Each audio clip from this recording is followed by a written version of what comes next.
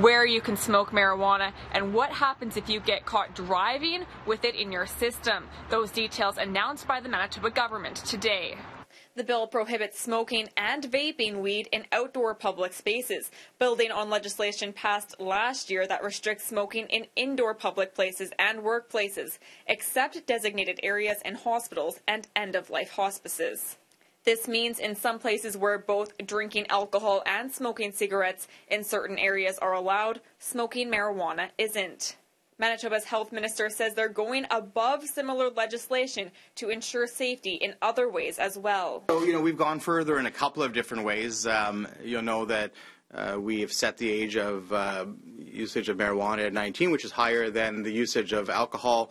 I think we're the only the province of Canada that has a differential age between alcohol and cannabis, at least the last time that I checked. There's evolving a piece of legislation across Canada. So we've made it clear that we want to take the most I wouldn't say cautious, but the most safe approach when it comes to this. It is uncharted waters. But marijuana advocate Stephen Stairs says it vilifies users.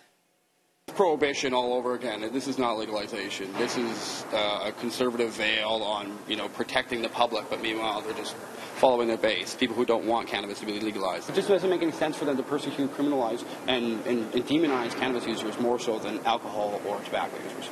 When asked where people who don't own private property and don't have permission from their landlord can smoke pot, this was Minister Gertson's response. You'd also be assuming that individual, I suppose, doesn't have any friends. They couldn't go to their residence who would also be smoking or vaping. It's difficult to put in place legislation that deals with everybody who may not have property or may not have friends or associates.